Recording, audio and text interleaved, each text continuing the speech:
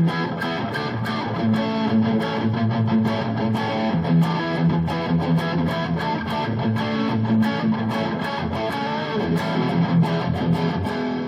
start putting monetary value on 80 hours of work, you know, you don't want to work for 10 bucks an hour, not even 20 bucks an hour. So it's like, you know, you're usually looking at something you can't sell under 3,000 bucks. At $3,000, you better deliver something really, really nice. Exactly. Yeah. So you sound like you're a bit of a perfectionist too, so that makes it difficult. Yeah, somewhat. I mean, like, yeah, I'm like I was talking about my friend Al. He's a total perfectionist. That's why we move in different directions. I push the limits and I keep going. And if there's little things that could be better that most people don't see that I see, I keep moving ahead just so that I get really far there and I can say, hey, I did that. Now I know how to do it. It worked out. Now I can refine. He's all about refining first. That's why we're totally different. Totally different. He's got no wish to do what I'm doing. And I did what he's doing 3 years ago. Okay. Oh, so that would. But he refines what he's doing. He's mostly about doing next. He's very, very good at it. Like he's very meticulous and he builds a beautiful neck. Right. Yeah. Then you think you've only done solid body guitars. You've never done any semi-hollow or hollow body. Certainly not acoustic. Semi-hollow flat tops are not more challenging than building like a solid body. A hollow body with an arch top and an arch back, that's something that'll come eventually. That's all about a lot of time of carving, a lot of time. That I would love to see, because the arch top, in case you don't know what an arch top is, gives kind of a violin shape to the top of your guitar. Yeah, well, we actually got right Kelly's there. guitar if you want to grab it. That's an arch top and an arch back, and the funny thing is that these newer ones, even the Gibson ones are laminated tops now, so they're actually pressed. But back in the day they were solid, so the back end of this thing would be carved out so that it's the same thickness everywhere. It's got a center block, right? Yeah, it's got a center block. If you want to hold it up close to the camera, I'll just grab it. And we'll see if we can get a cross section of it and see if you can see that. It gives it kind of a violin shape that's typical of Gibson acoustics, Gibson Les Pauls. Yep. Do you find and a lot of other electric guitars. I think the Carved tops. The Gretsch. Don't the Gretsch have Yeah, kind of that hollow same- body, absolutely. Right. There's a lot of hollow body guitars out there, and they have a great sound, great tone. They're just, but to build total nightmare. I mean, that would be way more than 80 hours of carving. It's just wow. I can't even imagine. At some point, it's going to happen. At some point, that's a big challenge, and that's what I talk about, pushing limits. Right. So that's limits I'm going to push eventually for sure. I also saw on your Facebook page that you remodeled a motorcycle, or how should I say? It's rebuilt a motorcycle. Oh, yeah, not mechanically internally, but everything external, electrical, bodywork, stuff like that. Yeah, you're probably talking about my turbo. 1982? Yeah, What was I it, owned Yamaha? one back in high school, and they've been somewhat of the unicorn bike that you don't see anymore, and I found one 4.5 hours away, and expected it to be better than it was when I got there, but you know, you're into a whole day of traveling, and you've committed to a certain amount of money, and you get there and go, oh, That's damn, what did I get into? It's like, oh, well, you know, you make one of those decisions, like, in she goes. And getting, I'm still struggling with it, but I'm going to get there. It's altogether, mechanically, it's not bad. I've taught myself to do carburetors, and turbo carburetors are the toughest carburetors to do. And when you're not a mechanic and you're teaching yourself carburetors, what they do, how they work, what you need to do, you get tooled up and you just go into it, and I'm getting there though. You did all the body work though. Yeah, sanding and fiberglass and repainting and stuff. Yeah, I did that. And so the body work, did that come first, then the guitar work, or is the guitar work something that helped you with to restore that motorcycle? The guitar work definitely, because you tinker around finishes and stuff, and one of the tough parts of a guitar is the finish. It's a very difficult process, if you don't have many hours, if you don't have chemical knowledge, if you don't have the environment to be shooting chemicals and stuff. Everything's reactive to whatever you're putting on the wood. And the process from the first chemical you put onto it, Yeah. you know, till the finished product. Very interesting. I'm very impressed that you are able to teach yourself that sort of thing. It's a family thing. Really? Yeah. Well, you my talking about your grandfather. grandfather. Yeah, my grandfather was a very hands-on. He was a plasterer. He was one of the biggest plaster contractors in Ottawa. Really? Yeah. No, Yeah. that's a trait that I have respect for, because Oh, goodness. I've tried mudding my own drywall, and forget it. You're talking about guys that used to plaster in lath houses that had lath, and they used to mix horsehair and cow hair in the plaster to keep it together. Really? And they used to do full houses like that with a huck and trowel. And stucco, a little pebble stucco that was thrown on. Yeah. Well, basically, that's an art. Yeah, for sure. Those the artisans from the past. It's Yeah. really impressive stuff. Not too many guys left like that. No, for sure. Talk to me about the different components of a guitar. So how does the pickup, the shape, all the different components of a guitar, how does that affect the sound? How deep do you want to go? Well, we only have this room rented for a couple hours. So. Well, basically an electric guitar, main components, body and neck, and then pickups which give it sound. So basically pickups a magnet, that's all it is.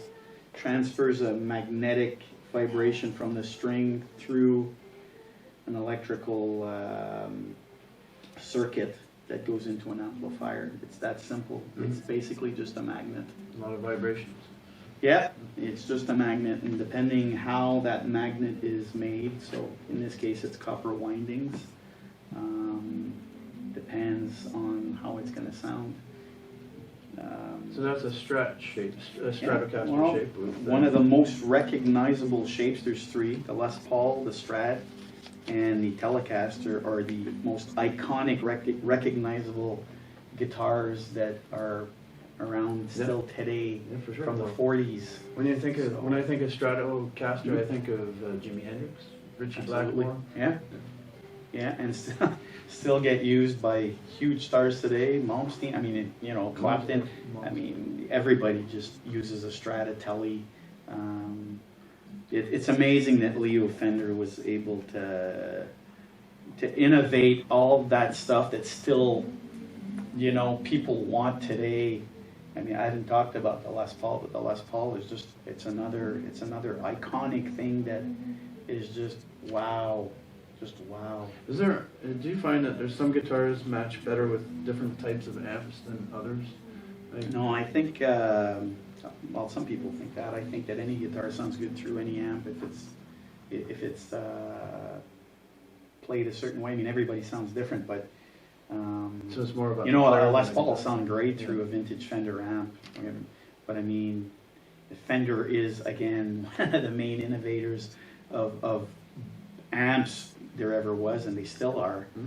It depends which route you want to go with sound, but most guys we're plugging into one of three amps, a Vox, a Fender, or a Marshall.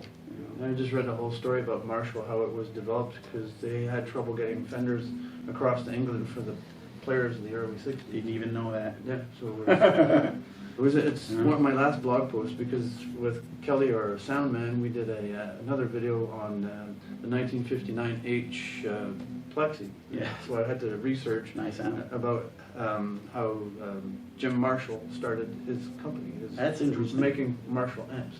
I didn't even know that. That's They cool. modeled the first Marshalls were modeled on Fender Bassman. Huh. Yeah. Nice. And he had a Bassman's music very store. good. He had a music store before he started making amps. That's very cool. Yeah. Mhm. So these are single coils, right? These are Yeah. three single coils. There's three single coils. And how does that differ to, say, for example, a P90? P90 is a single coil. It's a bigger coil with more windings, and the type of magnet that's used in it's a ceramic bar magnet. It reacts very differently, and because there's more windings, it's a little hotter. Okay. Where single coils, if you wind them too hot, they get very microphonic, and they just don't work. I'm lucky because all my Tessier pickups, because everything that, that's in here, I kind of engineered to sound a certain way. And I'm lucky that way that I've made some really interesting connections along the way. And the only pick I'll put in my guitars, if he can make it, are Réal tone pickups. He's a guy in Montreal called Réal Bergeron, and developed a relationship with him. I tell him, okay, for this guitar, this is what I want, output-wise, tone-wise. I tell him exactly what I want, do some test pickups, and go, yeah, or no, not quite. And then he goes back to it, and he's in development as well, and he loves it. And does actually custom-made pickups for you? Absolutely. Wow. Yeah, it's the only pickups I put in my guitars, if he can make them, because there's some pickups he can't make. There's just parts aren't available. Okay. But I haven't used a single coil from a major company in any of my guitars. Really? Okay. No, strictly his. You find that makes a big difference in your Absolutely. sound? Yeah. There's only a few companies that I can think of that actually make pickups, like Seymour Duncan and Dunlop. Well, DiMarzio. Okay, DiMarzio. Yeah. Yeah, they make great pickups too. But I mean, even when I was making, there's a few guitars I was making specifically. I needed a very specific thing. This is another Strat, but this is a modernized version of what Jimi Hendrix would play. This was the upside down. Well, there's a couple of things, yeah. It's the reverse strings, so you get the longer bass string, which gives a very different response and tone to the guitar, and the inverted pickup, bridge pickup, because he was left-handed and he played a right-handed guitar, so you invert this, you invert that, and you get a totally different thing. The other thing was the vintage correct pickups that he would have used in the late 60s, early 70s, would have had a very specific tone to them. I'm just going to hold that up to the camera so we can see them a bit closer. Yeah. You want to flip it around too. Roasted maple? Roasted maple, roasted flamed maple. Whoa. Okay. Beauty neck. Yeah. So Kelly actually played this guitar with the version 1 neck that was on it. And I wasn't completely happy with it. Kelly didn't like the neck much, he liked the sound.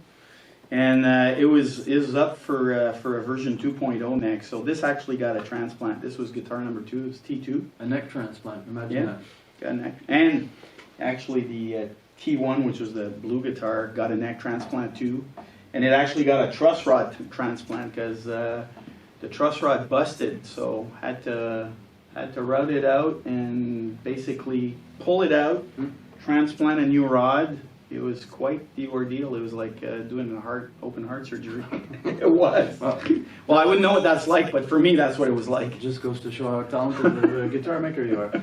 So how does the position of the pickup affect the sound of, because you have, this is your neck pickup, this is your bridge pickup, what do you call it, center pickup I guess you call it, and then you can middle pickup, yeah. With the selecting switch you can have 1, 2, or 3, I suppose. Yeah, 5 combinations, so you wind up with the bridge pickup that's usually very bright because it's closer to the bridge, and the more you move towards here, the fatter and the rounder and smoother it sounds because it's further away from the bridge, so there's less attack on the pickup.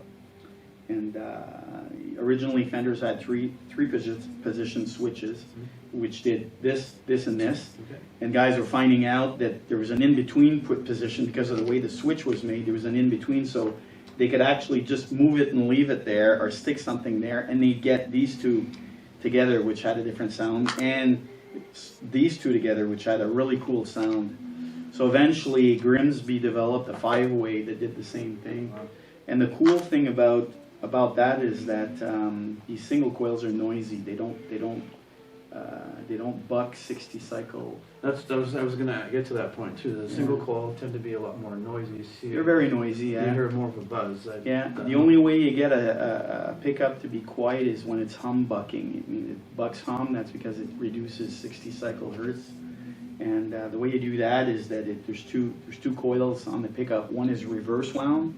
The other is regular wound, so north south, south north. Wow, okay. And the way they buck sound, so it's the same effect as having these two together. When the switch is in this position, this one's reverse wound, they buck as well like a humbucker, so that's what's going on. That's why position 2 and 4 on a Strat is quiet. Wow, good. Okay, never knew that. So Yeah. educational. That's why I love doing. And there's these a lot of talks. technology in an old design. Yeah. Wow. I mean, this guy was an innovator, you know. Leo Fender paved the way for guitar. He just invented did, man. the solid body. Back in the day, they would only have the 3 switch, right? Yeah. So they would have to move the toggle just in between to get the Yeah, quack. try to jam it in between position. I saw a video by Tom Morello. Tom Morello's the Rage Against the Machine guitarist. He's an innovator. And it was on. I used to be a subscriber to the website called Masterclass. Yeah. And it was a masterclass by Tom Morello. And what he do is like he play around with that switch. That was part of his the sound that he produced is just flicking that switch up. Yeah, and down. he's an innovator in using first the Digitech whammy pedal, which nobody had done anything like that before. And I mean, you hear Tom Morello play on anything, and you know it's him. He's very recognizable. Like most really iconic guitar players, I can pick all iconic guitar players because you know you tend to, as a guitar player, you know you'll hear Slash play, you go that's Slash, that's Angus Young, that's Randy Rhoads, that's Eddie Van Halen. You can pick them out. Even the slightly less more popular guys, you'll know by the way they play who they are. Exactly. Just hearing them. So before I asked you about what you look for in a musician, a guitar player, and you mentioned Randy Rhoads, you mentioned Eddie Van Halen, but I was more talking about personally. If you're forming a band, say tomorrow you decided to form a band, what would you look for in your bass player, in your guitar player, your drummer? Well, drummer obviously has got to keep time, but Keep time. I kind of like drummers that are like Bonham. I call it any drummer I really like has what I call a Bonham slur. okay. It's the guy that plays behind the beat. He doesn't play on the beat, directly on the beat. He's like a millisecond behind the beat. That gives it feel, a lot of feel. And there's a lot of drummers like that. The Stone Temple Pilots drummer sounds a lot like Bonham, but he's a more modern version of it. I tend to gravitate those guys because they have a better feel. They have a better groove. The guy that plays tightly on the beat usually are a little more mechanical, and they work well in metal because you got to be dead on the beat. Everything's like. I like a field player, you know. Like the drummer for Iron Maiden. That guy's an exception. He's a machine. He has a lot of feel. Yeah. That guy has dynamics. It's funny you're talking about this. I've been listening to Harry Nation a lot and Ozzy's Boneyard on Sirius. I love Sirius. I And- listen to Sirius all the time. Yeah, and I've been hearing a lot of Maiden lately, and you know I found that I really like him because he's a dynamic guy, and his roles are so different than everybody. So that's what I like. I like originality when somebody's got something that's just a little different, and you can tell who it is. Yeah. You know, that's what I really like. That's what gets me. In guitar players, it's got to be something I haven't heard, and just a one thing. I'll hear one thing in a song and go, "Who is that guy? He just did something I've never heard before, and his technique is like, whoa." When I play bass, I try to fill out as much as I can. I don't try to. That's what I look for in a bass player is that you don't want to just have the root note. You just don't want to be thumping on the root note. You have to understand how it all fits together. So you have to know your scales, and you have to know your minor scales, major scales to be able to fill that out. I play in a 3-piece band as well, so I had to fill in for not having a rhythm player. So Yeah. I can appreciate that. There's a couple of guitar names I'm going to drop just because, you know, if people don't know about these guys. They need to check them out, and they happen to be Canadians. Okay. I'm big on Canadians, and up till about 3 years ago, I had no idea who Five Finger Death Punch was. Yeah. Jason Hook. Here's a Canadian guy from the Toronto region that wound up playing with Mandy Moore and playing with Alice Cooper. Anyways, he played with a couple of people. And I saw a video, and I heard the solo portion of that, and I went, wow, what respect for the song. Guy goes into a solo, climbs, gets in and out without overtaking the song. I thought, okay, I need to know who this guy is. I agree. That's Whoa. something you need to have. Someone's got to accent the song. You can't just vomit a bunch of notes, and it's got to make sense to the rest of the song. But this guy is killer. Jason Hook. People got to check out Jason Hook. This guy is, wow. And you're from Quebec, so you must know Jonas. Yeah. I like the way that guy sounds. Yeah. The other guy I really, really like is, he was known in Harem Scarum as Pete L'Esperance. He's another Toronto. I remember that name. Yeah, Toronto guy, Yeah. Pete L'Esperance. Wow, what a melodic player. I don't think there's a guitar player in rock that is more melodic than that guy. I mean, and again, he's just a Canadian guy. He's very humble. Mhm. But you gotta listen. You gotta listen to what this guy does. He can do anything. He's so melodic. It's crazy. This guy's a mode guy, but he takes the mechanical modes of any guitar and he makes it sound just so beautiful.